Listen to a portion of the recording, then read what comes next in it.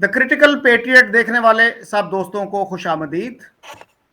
آج میرے ساتھ لاہور سے شریک گفتگو ہیں پروفیسر ڈاکٹر رشید احمد خان صاحب.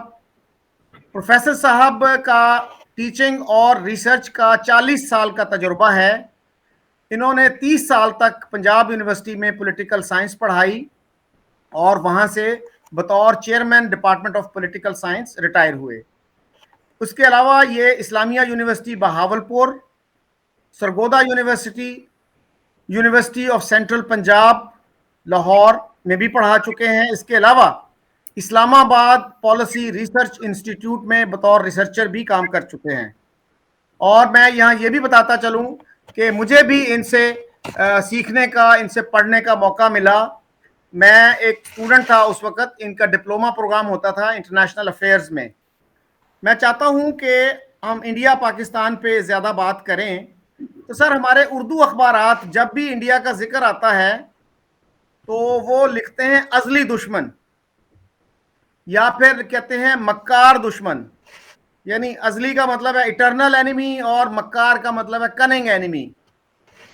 تو پھر یہ بھی آتا ہے اکثر و بیشتر کہ اس کا چہرہ جو ہے وہ مکروہ ہے اور وہ بے نقاب ہو گیا. تو یہ جو لینگویج ہے اس طرح کی، یہ کیوں ہمارا میڈیا اس طرح کی لینگویج یوز کرتا ہے؟ اس سے کیا حاصل ہوتا ہے؟ دیکھیے جی، اس کی ایک وجہ تو یہ ہے کہ ورنیکولر پریس ہمارا جو ہے اس میں جو لکھنے والے ہیں ان کا زیادہ تر تعلق پاکستان میں اس لابی سے ہے جو شعوری طور پر یا غیر شعوری طور پر یا ایک ڈیزائن کے تحت اس قسم کے جو پروجیکشن ہے انڈیا کی پاکستان میں اس کو پروموٹ کرتے ہیں. ایک تو بات یہ ہے، اور دوسری بات یہ ہے کہ یہ اس قسم کے جو الفاظ ہیں وہ یہاں پہ جو چونکہ اردو پڑھنے والے جو ہیں وہ انگریزی نہیں جانتے یا زیادہ پڑھے ہوئے نہیں ہوتے، ان کا جو نالج ہے وہ اتنا وسیع نہیں ہوتا، وہ چیزوں کو وسیع تر تناظر میں نہیں دیکھ سکتے، اور انہیں اس قسم کے گمراہ کن جو الفاظ ہیں ان سے انفلوئنس کرنے کا آسان ہوتا ہے. تو اس لیے یعنی یہی وجہ ہے. اور آپ کے خدمت میں یہ میں عرض پیش کرتا جاؤں کہ پاکستان میں جو کریڈیبلٹی ہے وہ ورنیکولر پریس کی اتنی نہیں ہے. اردو اخبار میں جو کچھ چھپتا ہے، جو سیریس لوگ ہوتے ہیں، سنجیدہ لوگ ہوتے ہیں، سوچے سمجھنے والے لوگ ہوتے ہیں، سمجھدار لوگ ہوتے ہیں، وہ اس کو زیادہ اہمیت نہیں دیتے. ہاں، جو کم ان پڑھے ہیں وہ اس سے سوے ہو جاتے ہیں. ایک اوپینین کریٹ کرنے کا مقصود ہوتا ہے. میں یہاں پہ انٹرسٹنگلی میں یہ بتاؤں کہ میں نے اسی لیے اب انگریزی چھوڑ کر اردو میں لکھنا شروع کر دیا. آپ کو پتا ہے کہ میں آئی رائٹ ریگولرلی فار دنیا نیوز. تو اس کی وجہ بھی یہی تھی. میرے دوستوں نے یہ کہا کہ بھائی جو اردو میڈیا ہے اس میں آبجیکٹو لکھنے والوں کی کمی ہے، آپ ادھر لکھا کریں. تو وہ اس لیے میں نے بھی لکھنا شروع کیا. تو میں نے دیکھا کہ واقعی یعنی یہ بھرمار ہے اس قسم کے آرٹیکلز کی. تو وہ اس میڈیا کو آپ یعنی کہہ سکتے ہیں کہ اس کا قصوروار قرار دے سکتے ہیں، لیکن اصل تو بات یہ ہے کہ ایک deliberate conscious well thought out plan ایک ہے، ڈیزائن ہے ہمارے ملک جیسے انڈیا میں بھی ہے پاکستان کے خلاف، اور پاکستان میں وہ جو انڈیا کے خلاف وہ جو لابی جن کے مفاد میں یہ ہے کہ یہ دونوں ملک جو ہیں وہ جو حالانکہ اتنے ہسٹورک ریلیشنز ہے. شکیل صاحب، حیرانگی کی بات یہ ہے، آپ مجھے بتائیں کون سا شعبہ ہے جس میں آپ انڈیا کا حوالہ نہیں دیتے؟ فیشن ہو، لا ہو اور کرپشن ہو. ایون عمران خان نے جب یہ کہا کہ میں کرپشن کے خلاف کیمپین چلاؤں گا تو انڈیا کا حوالہ دیا کہ جس طرح انڈیا میں جو ہے وہ دیکھیں وہ کیمپین یعنی سپورٹس ہو اور کلائمیٹ چینج ہو یا ٹیررزم ہو یا جو हिस्ट्री जो भी देखें तो हम हमेशा पॉलिटिक्स हो तो हम हमेशा जो है वो कॉन्स्टिट्यूशनल दोनों के कॉन्स्टिट्यूशन एक जैसे हैं, बिकॉज इन दोनों के जो आइन है constitution they are based on the government of India act 1935। तो इतनी सिमिलैरिटीज हैं कि हर वकील जब बात करता है वो इंडिया की हाई कोर्ट और सुप्रीम कोर्ट में ये फैसला हुआ था तो इसलिए पाकिस्तान का ये फैसला, मैं हैरान हूँ जब मैं सुनता हूँ कि India is so much in our daily life in every respect, और फिर हम इंडिया को बदतरीन और दुश्मन समझते हैं। तो ये अच्छा डॉक्टर साहब जी प्लीज। जी जी अच्छा तो ये आपकी बात दुरुस्त है कि ये है, और नेक्रो प्रेस में हिंदी प्रेस जो इंडिया में है वो भी इसी तरह पाकिस्तान बैशिंग करता है, पाकिस्तान के खिलाफ बातें करते हैं, पाकिस्तान के खिलाफ बेबुनियाद बातें करते हैं। वो उन्होंने पाकिस्तान सोसाइटी की जो असलियत है उसको तो छुपाया हुआ है, और वो बड़ा घिनौना किस्म का इमेज जो है पाकिस्तान का पेश करते हैं जो कि है नहीं है। वो समझते हैं कि हर औरत जो है पाकिस्तान में वो बुरके में लिपटी हुई है, या अपना आप देखें तो यहाँ आके लिबर्टी देखेंगे दूसरे देखें तो कितनी यानी जो पाकिस्तानी अवाम है वो कितने ओपन है, कितने लिबरल हैं, कितने वो फ्री थिंकिंग के मालिक हैं। लेकिन इंडिया में भी इस चीज को छुपाया जाता है और पाकिस्तान में भी इंडिया के बारे में बहुत गलत इमेज पेश किया जाता है। अच्छा डॉक्टर साहब मैं उसमें अर्ज करूं कि मेरा ख्याल है कि जिस तरह का प्रोपेगेंडा हमारे यहाँ होता है वो इंडिया के मीडिया में नहीं होता। मैं आपको एक मिसाल देता हूं कि 2004 में नवाब वक्त ने, आपको पता है कि नवाब वक्त तो एंटी इंडियन प्रोपेगेंडे में स्पेशलाइज करता है, तो उन्होंने 2004 में गुलाम अहमद परवेज का उनका एक किताबचा है उनको सीरियलाइज किया, और उसमें एक किस्त जो मैंने देखी उसमें ये लिखा था कि हमारे नौजवान जो है ना वो पैकरों के धोखे में हिंदुओं को इंसान समझ बैठते हैं। तो वो तो जो है they are blood thirsty demons beasts, इस तरह की लैंग्वेज यूज की थी जिसको आप कह सकते हैं लिटरल डीमनाइजेशन। तो अगर इंडिया के किसी अखबार में मुसलमानों की इस तरह की एक लिटरल डीमनाइजेशन होगी तो पूरे पाकिस्तान में उसके खिलाफ एहतजाज हो रहा होता, और फिर इंडिया के अंदर इतना ज्यादा एहतजाज हो रहा होता। तो हमारे यहाँ तो वो प्लूरलिस्टिक कल्चर नहीं है। अब हिंदू जो हैं वो बिल्कुल बेचारे दबे हुए हैं, वो बिल्कुल भी अपना एक्सप्रेशन नहीं कर सकते, अपना एक्सप्रेस नहीं कर सकते व्यूज को। तो ये मेरे ख्याल में एक ऐसा फर्क है कि जो हमें, मैं आपसे इत्तेफाक करता हूँ पाकिस्तान में ज्यादा है, डिग्री का फर्क हो सकता है, लेकिन ये कहना नहीं है कि ये नहीं बात कि इंडिया में नहीं है। इंडिया में भी ऐसे लोग हैं जो कि इस किस्म का मुसलमानों के खिलाफ, पाकिस्तानियों के खिलाफ प्रोपेगेंडा करते हैं। लेकिन ये आपकी बात दुरुस्त है कि यहाँ पे तो अखबारात में ही नहीं बल्कि टेक्स्ट बुक्स में और जो आप ये देखें इंडिया में फिर भी जो रिसर्च इंस्टीट्यूट्स हैं उनमें कुछ आज़ादी है, कुछ में उसमें कुछ देयर इज कुछ गुंजाइश है अपना एक इंडिपेंडेंट व्यू पेश करने की। पाकिस्तान में नहीं है। यानी यहाँ जो पब्लिक सेक्टर में जो रिसर्च इंस्टीट्यूट्स हैं, जो अदारे हैं, तो और यहाँ पाकिस्तान में दिन ब दिन जो है वो सूरत हाल खराब होती जा रही है। अब ये देखें कि 84 में बीजेपी ने लोकसभा में सिर्फ 2 सीटें हासिल की, लेकिन उसके बाद किस तरह बीजेपी को अरूज हासिल हुआ? उसकी क्या वजह थी कि इन पाकिस्तान ज़ियाद हक की जो इस्लामाइजेशन और फंडामेंटलिस्ट जो अप्रोच थी उसका आगाज हुआ, तो it was reaction in India against that process.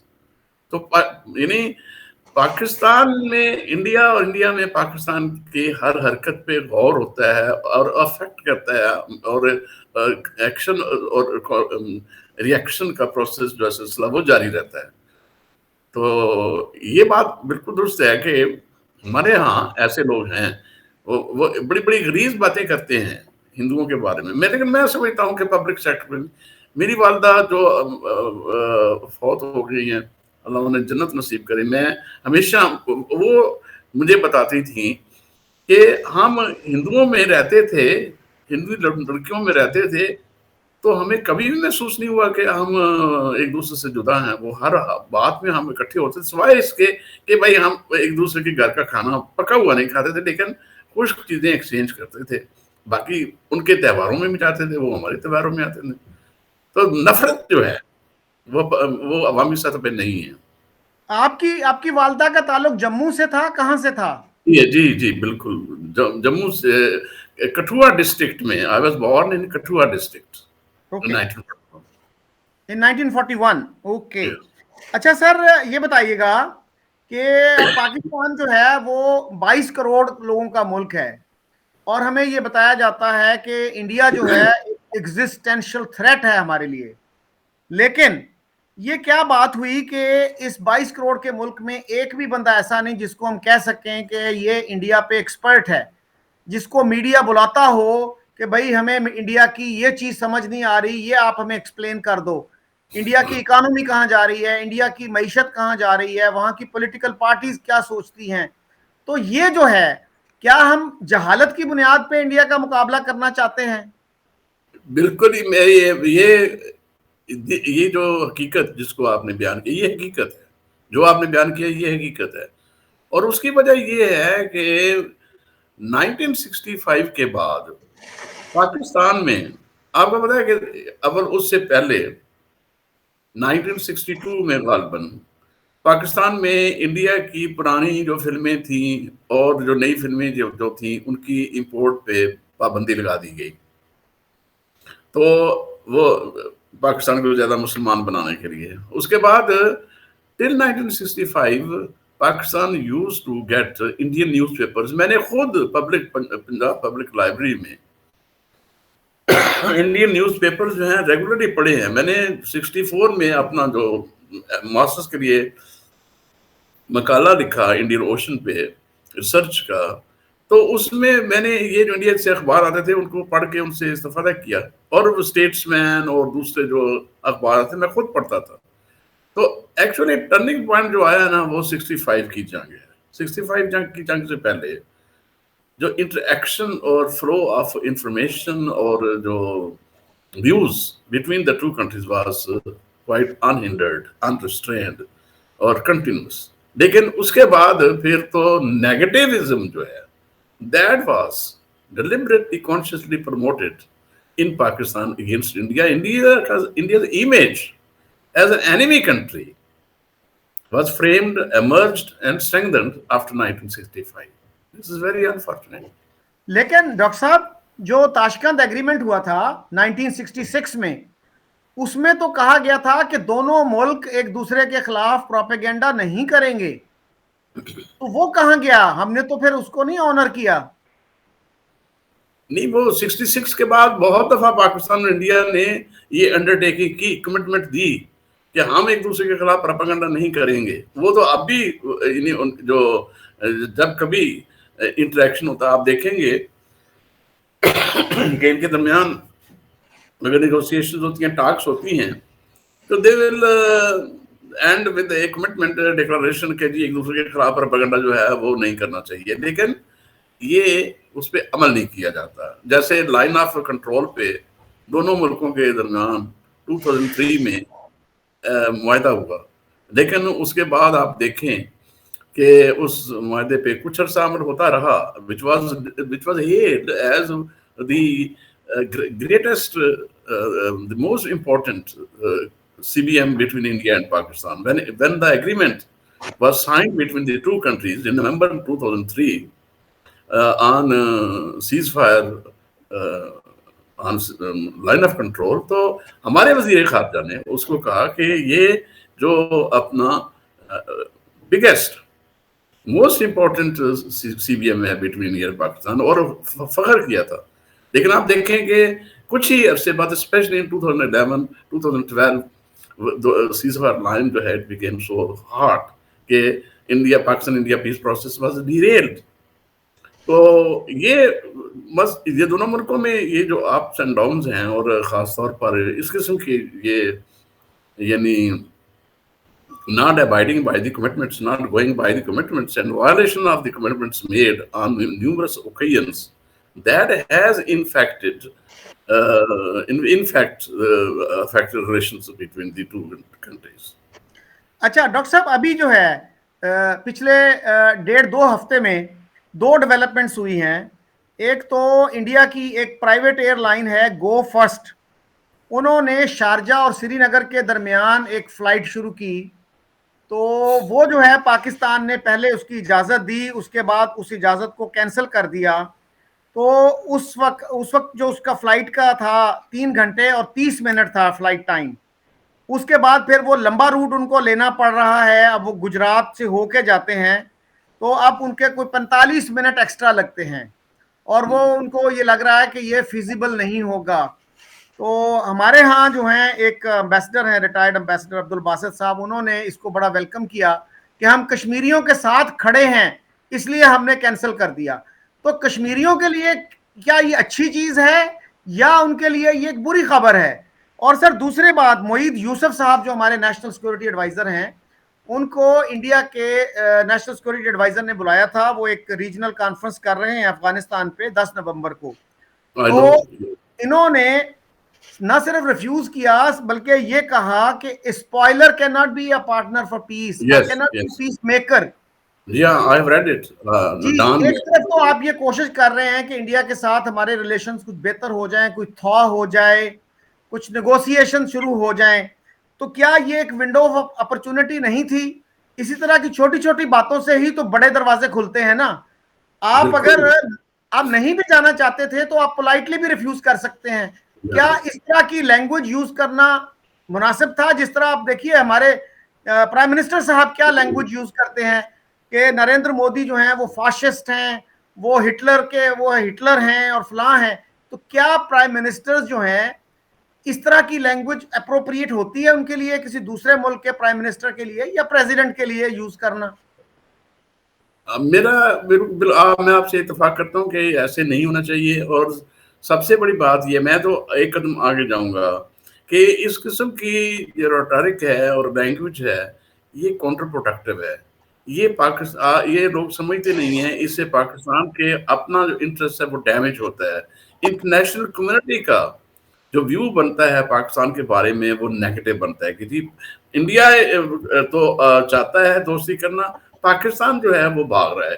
یہ شروع سے ہی پاکستان کے بارے میں انٹرنیشنل کمیونٹی کا پرسیپشن رہا ہے کہ جی انڈیا جو ہے وہ آگے بڑھنا چاہتا ہے, پاکستان آگے. حالانکہ پاکستان کہہ سکتا ہے کہ بھائی, اور پاکستان بڑی آسانی سے انڈیا کے اس پروپیگنڈے کا جواب دے سکتا ہے جس میں انڈیا نے پروپیگنڈے کا یا اس پرسیپشن کا اس پرسیپشن کو جو ختم کر سکتا ہے کہ اس قسم کی باتیں کرنے سے, اعتراض کر کے کنکریٹ سٹیپس اٹھانے سے.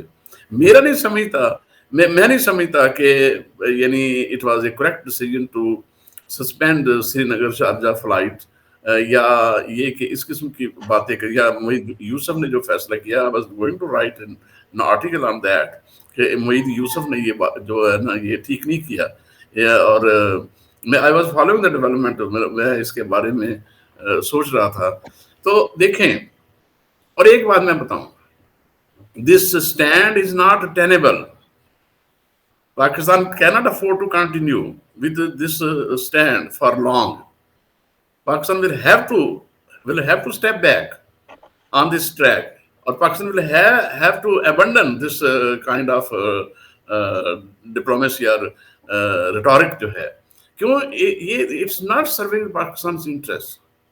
پاکستان کا انٹرسٹ کیا ہے؟ پاکستان کا انٹرسٹ یہ ہے کہ to seek the solution and to help seek the solution, to play its role in pushing forward the process of reconciliation between the two countries and find a final solution of Kashmir dispute in order to be able, even ہمارا prime minister کہہ چکے ہیں, in order to be able to devote their resources to economic and social development for the welfare of the people. That is what the people of Pakistan want, that is what the people of India want, and that is what the international community wants. تو یہ positive جو ہے approach یہ اختیار کرنی چاہیے. ہاں, Pakistan as an independent sovereign state has every right to guard its core national interests, کوئی یہ نہیں کہتا پاکستان کو کہ Pakistan should abandon its basic interest, لیکن یہ ہے کہ ایک فارورڈ لوکنگ جو پوزیشن لینی چاہیے، جو میں سمجھتا ہوں کہ نواز شریف نے جو یہ تھی بالکل ٹھیک تھی، which he expressed in 2013 just before elections or for which he was punished. تو یہ ان پاکستان ایون ذوالفقار علی بھٹو آپ دیکھیں جس نے یہ کہا تھا کہ ہم 1000 تک جنگ کریں گے، تو وہ بھی انڈیا کے ساتھ گریجولی وہ انڈیا کے ساتھ ریلیشن سے بہتر بنانا چاہتے تھے، کیونکہ پاکستان اور انڈیا جو ہے اگر ان میں کنفرنٹیشن رہتی ہے، ٹینشن رہتا ہے، تو پاکستان یہ نقصان پاکستان کو زیادہ ہوگا، انڈیا کو اتنا نقصان نہیں ہوگا۔ صحیح۔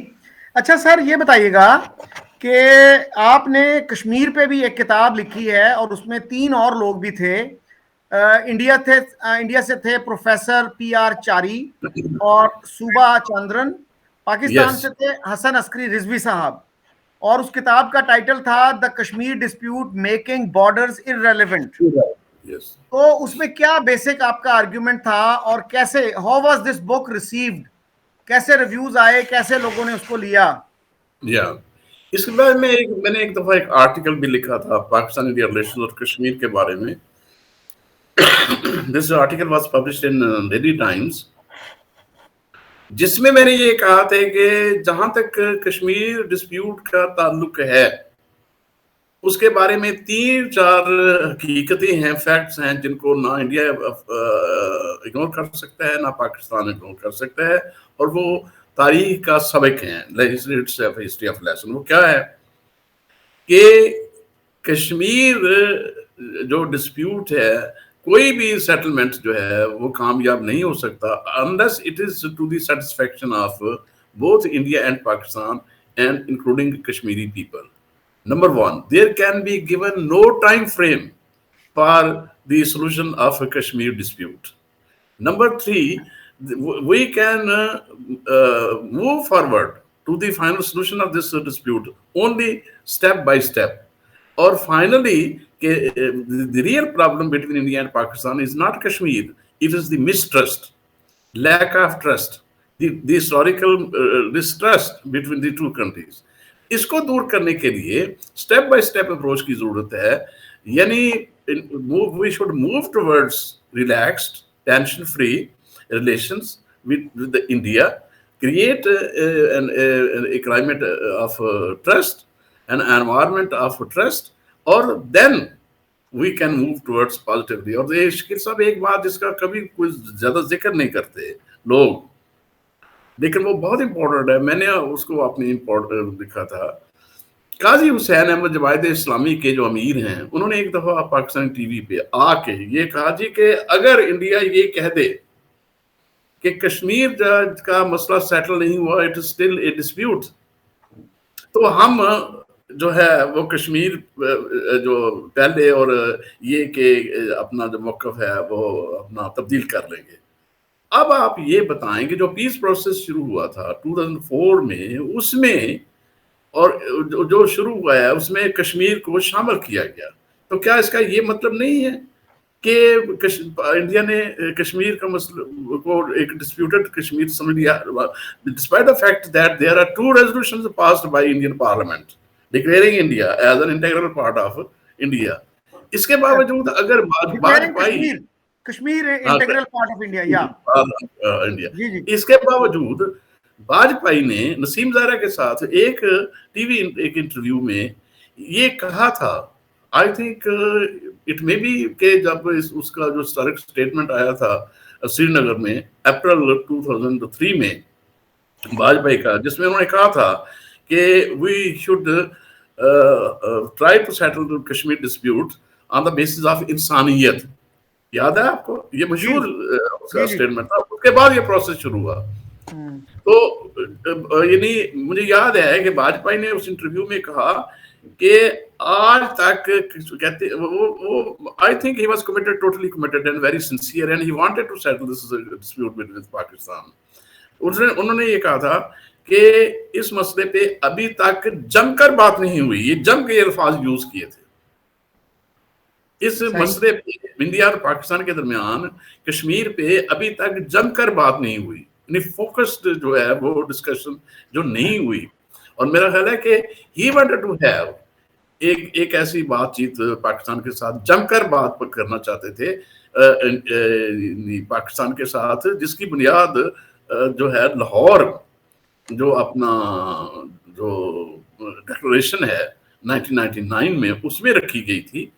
اور میں نے شاید اسی جو کشمیر پہ جو کتاب تھی اسی میں، چونکہ میں بھی ریسرچ اس میں کر رہا تھا، تو میں نے انٹرویو دیا تھا نیاز نائک کا، جس میں انہوں نے کہا تھا کہ 1999 میں جب واجپئی لاہور آئے ہیں ناشتے کی میز پر، جہاں پہ نواز شریف اور شہباز شریف دونوں موجود تھے، ناشتے کی میز پر فائنل ایک قسم کی انڈرسٹینڈنگ ہو گئی تھی دونوں وزرائے اعظم میں کہ اب اس مسئلے کو حل ہونا چاہیے، اور اس کے لیے وہ ایک روڈ میپ پہ بھی ایگری ہوئے تھے، جس کے تحت سپٹمبر 99 میں دونوں ملکوں کے درمیان کشمیر پہ بڑی میننگ فل ڈسکشنز ہونی تھی. اور وہ نیاز نائک یہ کہتے تھے کہ انڈرسٹینڈنگ یہ تھی کہ چناب فارمولہ جو ہے اس کی بیسس پر تھوڑا بہت ایڈجسٹمنٹ کر کے دونوں ملکوں کے اس مسئلے کو ہمیشہ کے لیے حل کر دیا جائے. لیکن یہ جو انڈرسٹینڈنگ تھی، یہ جو ایگریمنٹ تھی، اس کو سیبوٹاج کیا کارگل نے. اور یہ کارگل اگر نہ ہوتا تو دونوں ملکوں کے درمیان کشمیر پر بڑی بامعنی جو بات ہوتی. اور ایک اور بات کہ during my research on Kashmir for this book which you have mentioned, I conducted a survey in 3 districts of Azad Kashmir personally, جس میں تو میں نے I found overwhelming public support including from such organization as Jamaat Islami for a peace process between India and Pakistan, peace negotiations, negotiated settlement اور peace process.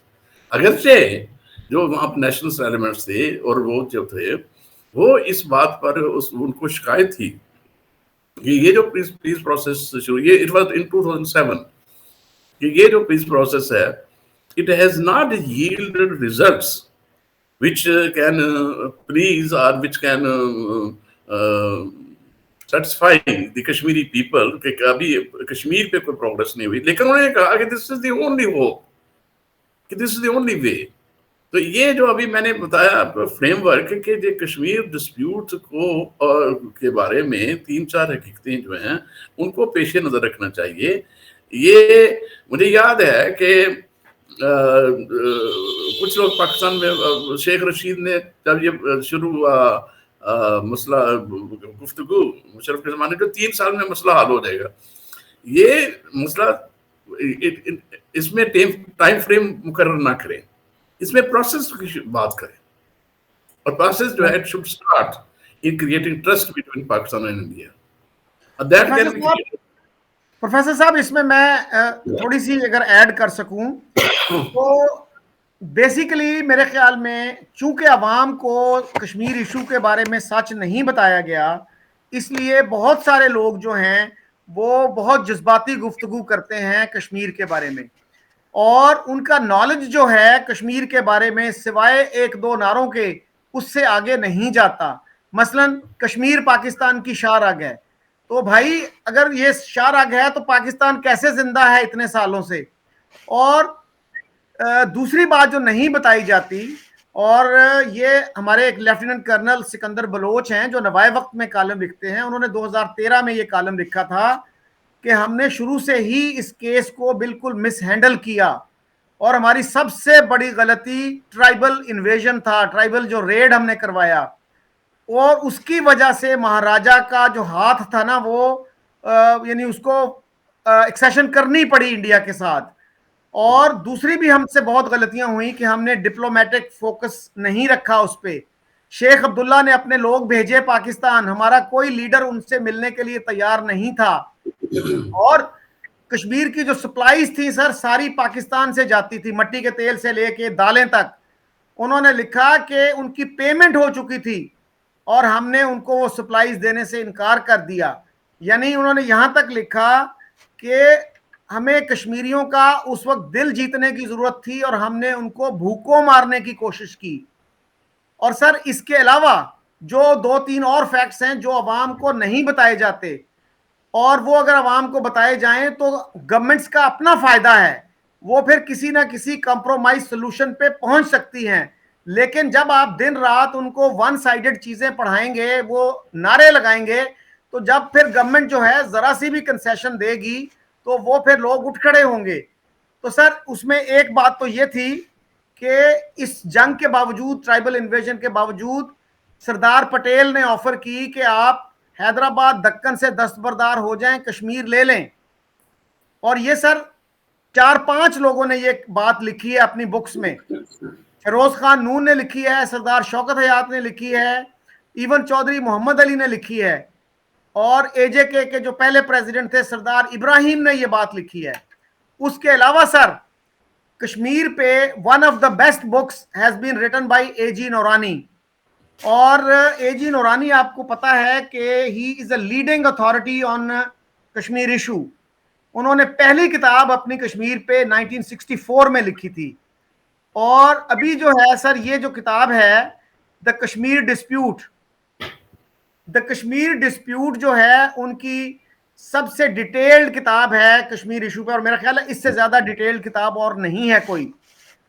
یہ Oxford university press نے سر 2014 میں publish کی, اور اس کے پیج نمبر 231 پہ انہوں نے یہ لکھا ہے کہ ماؤنٹ بیٹن نے بطور گورنر جنرل آف انڈیا یہ آفر کی جناح صاحب کو کہ آپ اگر تیار ہیں تو انڈیا حیدرآباد دکن میں, جوناگڑھ میں اور کشمیر میں پلیبسٹ کے لیے تیار ہے. جناح صاحب نے ریفیوز کر دیا. تو سر یہ باتیں اگر آپ عوام کو بتائیں گے تو پھر ان کا سوچنے کا زاویہ مختلف ہوگا. تو آپ کے خیال میں کیا ایک اور جو کرنے کی ضرورت نہیں ہے ان ایشوز پہ؟ یہ بات بالکل صحیح ہے, یہ بہت کئی دفعہ باتیں ہو چکی ہیں, ان کا ذکر ہو چکا ہے, اور میرا خیال ہے آپ لوگوں کو پتا ہے, پہلے نہیں پتا تھا, آپ لوگ جان چکے ہیں, لوگوں کو پتا ہے, اور لوگوں نے اس کے بارے میں میں محسوس کرتا ہوں کہ لوگوں نے سوچنا شروع کیا ہے.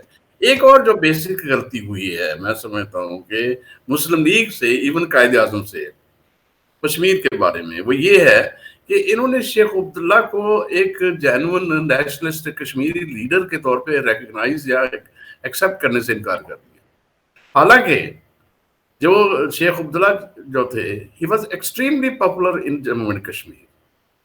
جموں اینڈ کشمیر کے جو مسلمان تھے they may have sympathy for Muslim League, they may have respect for Quaid Azam, they may have some kind of support for Pakistan in their heart maybe. لیکن میں سمجھتا ہوں کہ without exception every Kashmiri whether he was a Hindu or a Muslim they hailed شیخ عبداللہ, کیونکہ شیخ عبداللہ کی بہت contribution ہے. آپ دیکھیں my family migrated to Pakistan in 1947, تو میری 5-6 سال عمر تھی, اور مجھے یعنی جو جموں کشمیر میں جو میرا عمر کا حصہ گزرا ہے اس کے بارے میں زیادہ معلوم نہیں ہے, لیکن اتنا مجھے معلوم ہے کہ I was born in a very remote village. Even in that village, at the distance of hardly 2 or 3 kilometers, there was a school. اور یہ کہتے ہیں, میں نے اپنے بزرگوں سے پوچھا کہ اس وقت یہ آج کل پاکستان میں جو ہے وہ کروڑوں بچے جو ہے اسکول سے محروم رہتے ہیں, تو یہ ایک جموں کشمیر کے دور دراز بالکل جو انڈر ڈیولپڈ ریجن تھا, اس میں اسکول کا سسٹم کس نے قائم کیا؟ تو کہہ رہے شیخ عبداللہ نے. شیخ عبداللہ نے مہاراجہ کشمیر کے خلاف جو تحریک چلائی کشمیریوں کے حقوق کے بارے میں, اور کشمیری وہ he was extremely popular, he remained extremely popular in with the Kashmiri people. آپ کو پتا ہے جب وہ فوت ہوئے ہیں تو جو مسلمان تھے they committed suicide. تو یہ بہت بڑی غلطی تھی. اصل میں بات یہ ہے کہ جو frame work which was adopted and promoted by Muslim League and Qaid Azam for the solution of a Hindu-Muslim dispute or problem issue in India, اور اس کے لیے انہوں نے پارٹیشن جو ہے وہ اپنے تجویز کی, اس میں یہ جو فریم ورک تھا it was a very narrow framework. اس کو وسعت دینی چاہیے تھی, اس میں گنجائش رکھنی چاہیے تھی کہ آپ سیکولر جو نیشنلسٹ جو لیڈرشپ ہے, جو حقیقتیں ہیں, یعنی ایک صرف یہی فریم ورک نہیں ہے بلکہ اس سے جو ایک سب نیشنلسٹ جو اوورال جو ہے, جو اس سے نیچے لوکل سطح پہ جو لیڈرز ہیں جنہوں نے کام کیا ہے, who had won the hearts and minds of the people, who were their popular leaders, ان کو بھی اہمیت دینی چاہیے تھی. انہوں نے کہا کہ اس زوم میں کہ وہ مسلم ہیں تو مسلم لیگ میں, اور مسلم لیگ کے علاوہ اور کوئی مسلمانوں کی پارٹی ہی نہیں ہے, اور قائد اعظم یا مسلم لیڈرز کے علاوہ اور کوئی مسلمان لیڈر ہی نہیں ہے.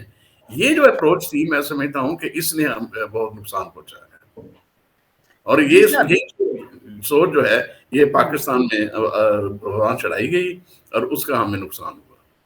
اور یہ it failed in 1948. آپ دیکھیں when Quaid Azam was confronted وہ جو ڈھاکہ پلٹن میدان میں بائی بنگالی نیشنلسٹ, جب اردو کے لینگویج کے مسئلے پہ, تو قائد اعظم فیل ٹو انڈرسٹینڈ کہ بھائی جو فریم ورک ہے ٹو نیشن تھیوری, یہ جو it has a limited life, یہ جو ہے یہ ہمیشہ کے لیے نہیں ویلڈ رہ سکتا, یہ اپنا ایک لمیٹڈ پرپز, لمیٹڈ پیریڈ کے لیے یہ ویلڈ ہے, لیکن یہ کہنا کہ یہ پرماننٹ ہے, یہ پرماننٹ نہیں ہو سکتا. آپ دیکھیں, how can you explain the presence of Indian Muslims in India if you think that India, the Hindus and Muslims are two separate nations. وہ ایک فریم ورک تھا ایک مقصد حاصل کرنے کے لیے, پارٹیشن آف انڈیا کے, لیکن اس میں تو سر بہت کنٹراڈکشنز آتی ہیں. جناح صاحب نے پارٹیشن جب بالکل انیویٹیبل ہو گئی تو ماؤنٹ بیٹن کو یہاں تک بھی لکھا تھا, میرا خیال ہے مئی 47 کی بات ہے, یہاں تک لکھا کہ آپ پنجاب کو ڈیوائیڈ مت کریں, بنگال کو ڈیوائیڈ مت کریں, کیونکہ ایک ہندو یا سکھ جو پنجابی ہے نا, وہ پنجابی پہلے ہے, ہندو یا مسلمان بعد میں ہے. تو یہ تو ٹو نیشن تھیوری کی کھلی نگیشن ہے. اسی طرح یہ بھی کہہ دیا کہ ایک بنگالی جو ہے وہ بنگالی پہلے ہے, ہندو یا مسلمان بعد میں ہے. تو یہ تو بڑے مسائل اس طرح کے سر آتے ہیں. تو سر آپ نے قاضی حسین احمد کی بات کی جو جماعت اسلامی کے امیر تھے, اب تو وہ فوت ہو چکے ہیں. تو سر میں نے ان کے جو سکسیسر تھے سید منور حسن, وہ بھی فوت ہو چکے ہیں, ان کا انٹرویو کیا تھا, لائیو انٹرویو تھا وہ 2013 کے الیکشن سے پہلے. ایف ایم اسٹیشن کوئی 2-3 درجن جو ہے ایف ایم اسٹیشنز نے وہ براڈ کاسٹ کیا تھا لائیو. تو ان میں نے ان سے ایک کوشچن کیا, میں نے کہا سر اگر انڈیا اور کشمیر پہ آپ کا موقف جو ہے وہ حقانیت پر مبنی ہے تو آپ اس موقف کی حقانیت سے جماعت اسلامی ہند کو قائل کیوں نہیں کر سکے ہیں؟ کیونکہ آپ کو پتا ہے کہ جماعت اسلامی ہند جو ہے, انڈیا کی جو جماعت اسلامی ہے, اس کا موقف ٹوٹلی ڈیفرنٹ ہے. وہ کشمیر کی اس موومنٹ کی, اس ملیٹنسی کی بالکل سپورٹ نہیں کرتے. تو اس پہ جو ہے نا منور حسن صاحب کا جواب تھا کہ حق کے بھی کئی ورژنز ہوتے ہیں. تو یہ بھی ایک عجیب فلسفہ ہے کہ حق کے بھی کئی ورژنز ہوتے ہیں, یعنی بالکل دو متضاد موقف ہیں, دونوں کیسے حق پر مبنی ہو سکتے ہیں؟ حق تو ایک یونٹی ہوتی ہے, ایک حق تو حق ہے, اس کے کیا ورژنز ہوں گے؟ اگر اس کے مختلف ورژنز ہوں گے تو وہ حق کا حق نہیں رہتا. یس. تو سر ایک اور آرگیومنٹ جو پاکستان میں دیا جاتا ہے ان لوگوں کی طرف سے جو انڈیا کے ساتھ اچھے تعلقات نہیں چاہتے, وہ کہتے ہیں جی کہ اگر ہم نے ٹریڈ ریلیشنز کر لیے انڈیا کے ساتھ, اچھے کلچرل ریلیشنز بھی ہو گئے, تو انڈیا کی ہیجیمنی ہو جائے گی ہمارے اوپر, یعنی بالادستی جس کو کہتے ہیں اردو میں, تو ہمارے اوپر بالادستی ہو جائے گی. تو آپ کی اس موضوع پہ ایک ہیٹڈ ایکسچینج بھی ہوئی تھی, مجھے پتا چلا ہے, فارمر جو فارن سیکرٹری تھے ہمارے شمشاد احمد صاحب کے ساتھ ایک سیمینار میں. تو انہوں نے کیا کہا تھا اور آپ نے کیا جواب دیا تھا انہیں؟ دیکھیے وہ ہاں ایک چھوٹی سی آرگومنٹ تھی over lunch after a seminar which I organized in UCP when I was professor there. تو اس میں ان کا استدلال یہی تھا کہ جو انڈیا کی جو انٹینشن ہے ساؤتھ ایشیا میں وہ یہی ہے کہ to establish hegemony over small countries, اور پاکستان جو ہے وہ اس کے خلاف جو ہے کھڑا ہے، پاکستان ریزسٹ کر رہا ہے، یعنی انڈیا کو پاکستان، انڈیا کی جو مخالفت ہے، he was explaining Indian hostility towards Pakistan، کہ India is hostile towards Pakistan only because India is an obstacle in the way of Indian hegemony over South Asia، اور اس میں Pakistan is an obstacle. Pakistan is an obstacle. تو انہوں نے کہا کہ مثلا دیکھ کے کہ جو بنگلہ دیش ہے وہ، میں نے اس میں کہا کہ بنگلہ دیش is pursuing a very conciliatory policy with India. آپ دیکھیں کنیکٹیوٹی جو ہے بٹوین بنگلہ دیش اور انڈیا زبردست ہے. India has even according India جو اپنا transit rights to send goods through Bangladesh to its eastern states, اور انڈیا بنگلہ دیش اس سے پیسہ کما رہا ہے. پھر میں نے کہا کہ تھاؤزینڈس آف بنگلہ دیشی جو ہیں they cross over daily cross کرتے ہیں جو ویسٹ بنگال بارڈر کے، اور بارڈر ایریاز میں وہاں پہ کھیتوں میں کام کرتے ہیں، فیکٹریوں میں کام کرتے ہیں، اور تھاؤزینڈز آف بنگالی جو ہیں وہ کلکتہ میں آ کے ریڈیو لگاتے ہیں، اور thousands of Bangladeshi students are studying in India on scholarship. تو ان کا اتنا کلوز، میں نے کہا آپ اگر یہ بات ہے تو بنگلہ دیش has not lost its separate identity. بنگلہ دیش has not lost its independence, freedom. کہ نہیں وہ تو ایک سیٹلائٹ اسٹیٹ، میں نے کہا how بنگلہ دیش can be termed as satellite state. بنگلہ دیش had recently decided, اور ان دنوں بنگلہ دیش had decided to cultivate friendship with China. حالانکہ China had opposed the creation of بنگلہ دیش.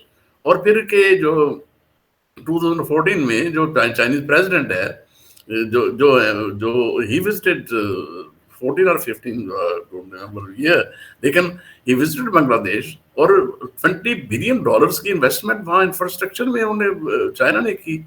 تو اگر یہ ہم کہیں کہ جی ہندوستان جو ہے وہ نہیں چاہتا کہ ساؤتھ ایشین اسٹیٹ جو ہیں اس سے پوچھے بغیر، اس کی اجازت کے بغیر باہر کے کسی ملک کے ساتھ ریلیشنز قائم کرے.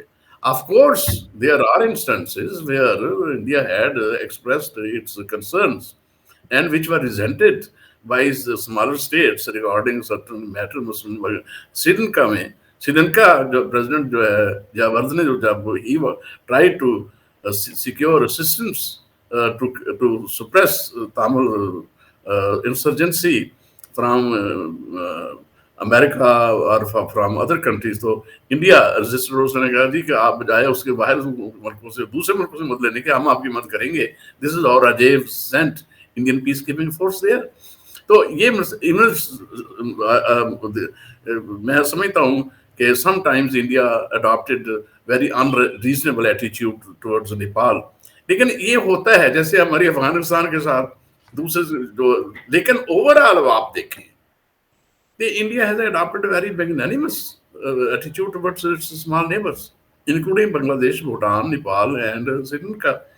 Bilateral trade agreements جو ہیں، free trade agreements جو ہیں، India has reduced duties on imports from these countries in order to help them economically. جو سیفٹا ہے اس کے تحت انڈیا نے ان ملکوں کو کنسیشنز دی ہیں. اور پھر یہ اس قسم کے all these countries may have certain complaints, ان کو شکایت ہوگی انڈیا کے بارے میں، ان کو ریزرویشنز بھی ہوں گی، لیکن یہ نہیں آپ کہہ سکتے کہ یہ ملک ہیں انڈیا کے ساتھ کوآپریشن نہیں چاہتے. ان ملکوں کی انڈیا کے ساتھ، وہ بنگلہ دیش والے تو کہتے ہیں کہ بھائی جغرافی از آور کمپلشن، ہم سروائیو نہیں کر سکتے by being hostile towards India. Why should we become hostile towards India? تو جی سر آپ نے بالکل سر درست کہا، سوری فار انٹرپشن. تو سر 2015 میں جو انڈیا اور بنگلہ دیش کا بارڈر ایگریمنٹ ہوا تھا اس میں بنگلہ دیش کو بہت فائدہ ہوا. تو تقریباً 10,000 ایکڑ کا ایکسٹرا زمین ان کو ملی اس ایگریمنٹ کے نتیجے میں.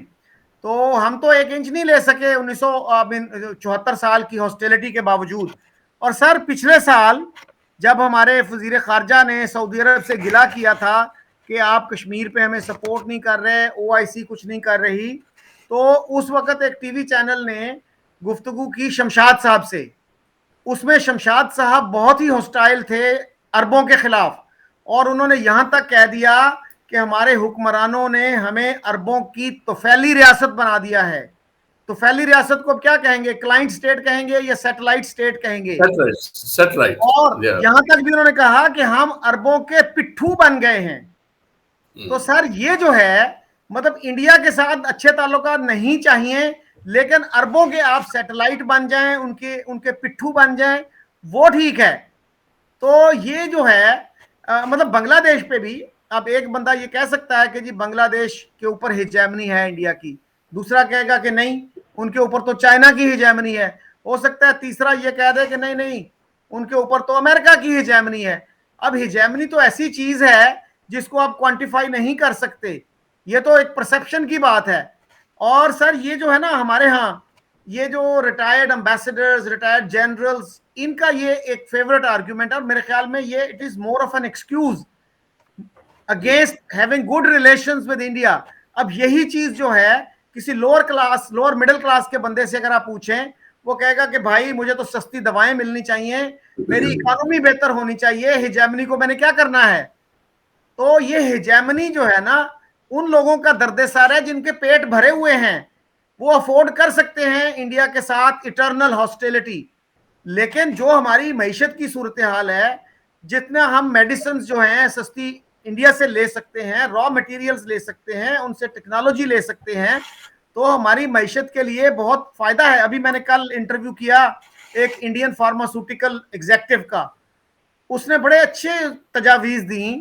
اس نے کہا جی اگر ہمارے تعلقات اچھے ہوں تو انڈیا جو ہے $10 بلین تک کی کریڈٹ لائن دے سکتا ہے پاکستان کو, کہ آپ کی اکانومی جو ہے ایک دم سنبھل سکتی ہے. اور پھر سر اتنا ہمارا پوٹینشل ہے ٹورزم کا, اتنا پوٹینشل ہے اگر ہم انڈیا کو راہداری دے دیں, افغانستان کو راہداری دے دیں, لیکن ہم نے سب آپشنز یہ بند کر کے رکھے ہوئے ہیں. اور دوسری طرف ہمیں یہ بھی ہے, ہمارے پرائم منسٹر کہتے ہیں کہ مجھے بہت شرم آتی ہے دوسرے ملکوں سے پیسے مانگتے ہوئے. ہم انٹرنیشنل بیکر بن گئے ہیں, لیکن انڈیا کے ساتھ ہم ریکنسیڈر نہیں کر سکتے اپنی ہاسٹیلٹی کو.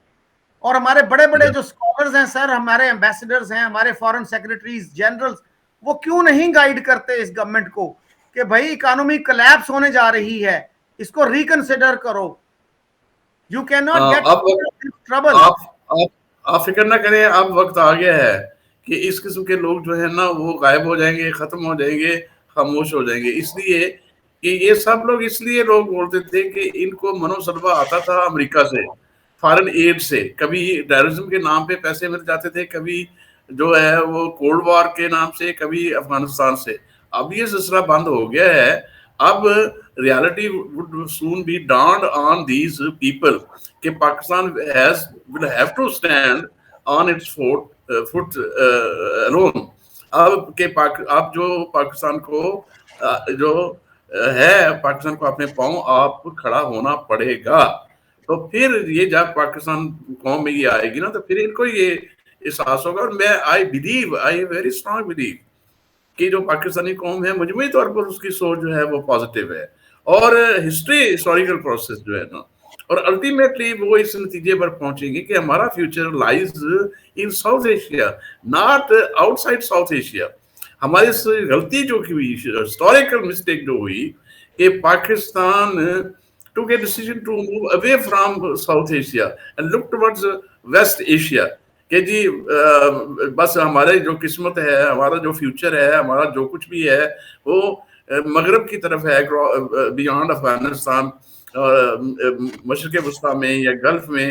اور India, we decided to shun India, which was a historic mistake. میں سمجھتا ہوں ہمیں, I don't think کہ قائد اعظم visualize this, یا اس کی یہ ایڈوائس تھی کہ یہ دو ڈومینینز جو ہیں ان کا آپس میں کوئی تعلق ہی نہیں ہوگا. وہ انہوں نے تو یہ کہا تھا کہ ان دونوں کے درمیان تو ایسے ریلیشن ہونے چاہیے جیسے کینیڈا اور امریکہ کے درمیان ہے.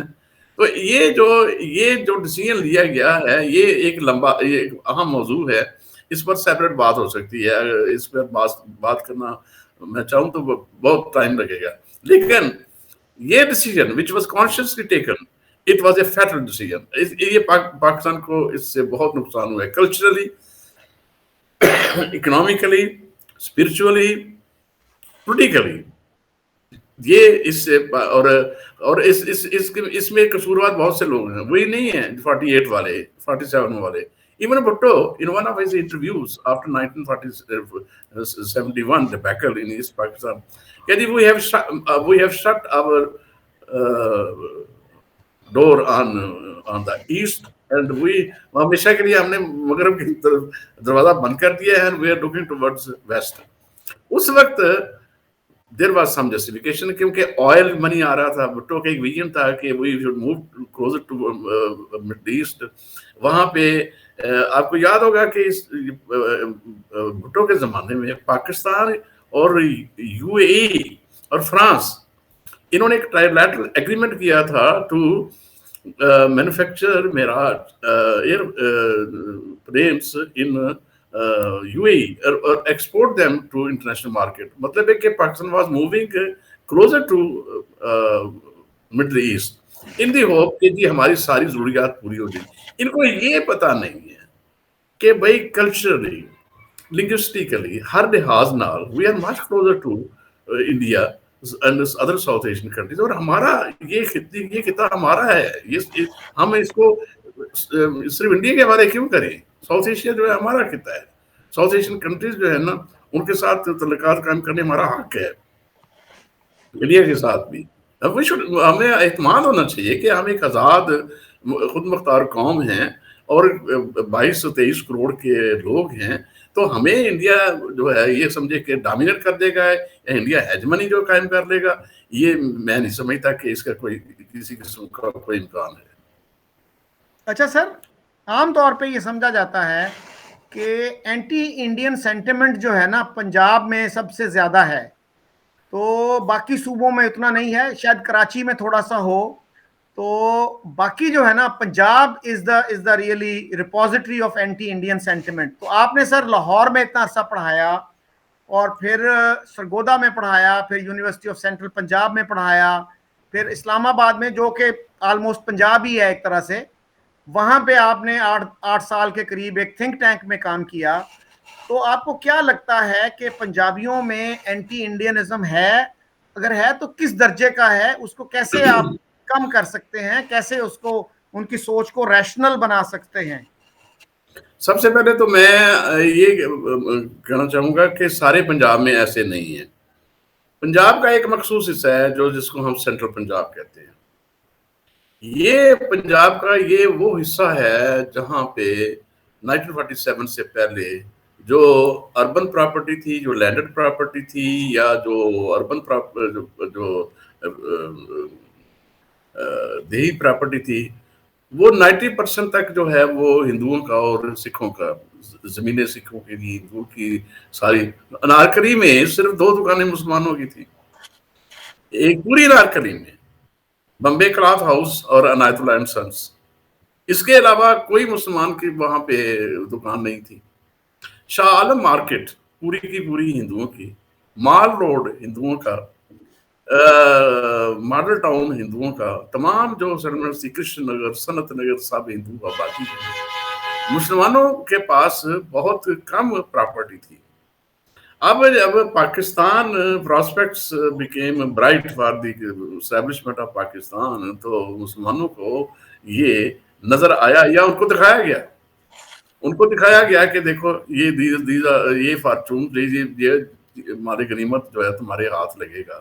تو وہ پھر ظاہر ہے سارے جو فسادات ہوئے, ہندوؤں کو جو گھروں کو آگ لگائی گئی اور سابر کچھ ہوا, that was because of that. Karachi میں آپ دیکھیں, even after 1947 establishment of government of Pakistan, there were deliberate efforts to force Hindus out of Pakistan to India, contrary to the advice of Quaid Azam, جس میں انہوں نے کہا تھا کہ بھائی ہندوؤں, وہ جو ایکچولی وہ اسپیچ اس لیے تھی to persuade the Hindus to remain in Pakistan, کیونکہ وہ سمجھتے تھے کہ وہ یہاں رہیں گے, ہماری اکانومی ان کے بغیر چل نہیں سکتی. لیکن ایک تو یہ ہے. میں ایک ذرا تھوڑا سا ایک واقعہ بتا دوں کہ یہ آپ جانتے ہوں گے ہمارے بڑے اچھے کالمنسٹ ہیں, مشہور کالمنسٹ ہیں, قاسمی صاحب, جو اپنا جنگ میں لکھتے ہیں. تو وہ جب پی ٹی وی کے چیئرمین تھے تو انہوں نے ایک پروگرام کنڈکٹ کرتے تھے, اور ایک پروگرام جو تھا اس میں انہوں نے کیا ان کی جو ہے اپنے کرشی صاحب جو اپنا ہیں وہ بھی لکھتے ہیں. تو انہوں نے مطلب کہا کہ جی میں وہاں انڈیا گیا تو ہندوؤں نے مجھے کہا جی آپ یہ بارڈر جو ہے وہ نیچرل ہے, یہ ہم سب ایک جیسے ہیں, ہمیں ایک ہونا چاہیے. تو انہوں نے کہا اس کا کیا مطلب ہے کہ یہ جو ہماری ساری جو پراپرٹی جو ہے اس وقت مسلمانوں کے پاس ہے نارکڑی میں, واپس ہندوؤں کو دے دینی چاہیے. یہ ایک تھنکنگ ہے. اور ایون یعنی جب پاکستان میں جب یہ پروسیس شروع ہوا, پیس پروسیس, اور یہ پراسپیکٹ یہ نظر لگا کہ ہو سکتا ہے انڈیا پاکستان میں ریکنسیلیشن ہو جائے, تو یہاں پہ یہ بحث چل گئی کہ یہ جو پراپرٹی ہے جو ہندوؤں کی ہے, کیا ان کو واپس ہندوؤں کو دینا پڑے گا, وہ کین دے ریکلیم اٹ. تو ایک تو بات یہ ہے لاہور میں جو نوائے وقت ہے, آپ یہ دیکھیں جو جیسے کہ آپ نے کہا بالکل صحیح کہا کہ it has played a very prominent role in promoting anti-India sentiment in Pakistan, in Punjab especially. تو ان کے پاس جو بلڈنگ ہے وہ کہاں سے لی ہے انہوں نے, یہ جو beneficiaries, most of the beneficiaries of partition of India live in this part of Punjab. اب تو خیر جنریشنز گزر گئی ہیں, لیکن ایک چیز ہے ہندوؤں کا کہ کبھی واپس نہ آ جائیں ہندو اور سکھ, اور یہاں وہ جو پراپرٹی کو کلیم نہ کر لیں. یہ ایک سوچ ہے, میں سمجھا اس نے ہمیں بہت نقصان پہنچایا ہے یہاں پہ. یہ ایک ہمیں تو کوئی خطرہ, ہمیں کوئی خوف نہیں ہونا چاہیے انڈیا کی سے. ہم کچھ نہیں بگاڑ سکتا انڈیا جتنا مرضی طاقتور ہو پاکستان کا. پاکستانی قوم میں اتنی جان ہے, اتنی طاقت ہے, اتنا حوصلہ ہے, اور یہ ایسی بات نہیں ہے. لیکن ہمیں یہ خطرہ ہے کہ اگر if we move closer to India تو ہماری اصل بات یہ ہے کہ اگر ہم if we move closer to India اور ان کے ساتھ کلچرل انٹریکشن جو ہے وہ پروموٹ ہو جاتا ہے اور آنا زیادہ شروع ہو جاتا ہے, تو لوگوں کو یہ خیال ہے کہ جو بیسز ہے پاکستان کی پارٹیشن کی, سیپریٹ ایگزسٹنس کی, ٹو نیشن تھیوری کی ویلیڈیٹی جو ہے وہ ختم ہو جائے گی. بھائی وہ اس سے کوئی فرق نہیں پڑتا. Pakistan is now an independent separate country, nobody can destroy Pakistan. یہ ایسی بات نہیں ہے. لیکن اس میں سر میں عرض کروں کہ ملک جب بن جاتے ہیں ایک دفعہ تو ان کو پھر 24/7 جسٹیفائی کرنے کی ضرورت نہیں ہوتی اپنی ایگزسٹنس کو. their existence itself is the justification for the existence. تو اب سر عرب ملک ہیں, 22 عرب ملک ہیں, ان کا کلچر ایک ہے, ریلیجن ایک ہے, لیکن وہ الگ الگ ملک ہیں. تو یہ بھی ہمارے ہاں جو اکھنڈ بھارت کی بوگی کھڑی کی جاتی ہے, یہ بھی انہی لوگوں کی طرف سے کھڑی کی جاتی ہے جو اچھے تعلقات نہیں چاہتے. سر خود نریندر مودی نے یہ کہا ہے کہ میں اکھنڈ بھارت میں انٹرسٹڈ نہیں ہوں, میں خوش ہوں انڈیا کے پریزنٹ بارڈرز کے ساتھ. تو یہ جو چیزیں نا, یہ میرا خیال ہے عوام کو بتانے کی ضرورت ہے کہ انڈیا کو کچھ حاصل نہیں ہوگا وہ پاکستان پہ اگر قبضہ کر لے. کتنے فوجی نہیں ہوں گے سر. پاکستان جو ہے اتنی ہوسٹائل پاپولیشن ہے, ان کو کیا حاصل ہوگا, کتنے ریسورسز ان کے لگیں گے. تو یہ تو بالکل ایک ابسرڈ چیز ہے. تو سر آپ نے مجھے بڑا وقت دیا تو میں آپ کا بہت شکر گزار ہوں. اسی کے ساتھ آپ سے اور باقی دوستوں سے اجازت چاہتا ہوں. خدا حافظ. Thank you very much.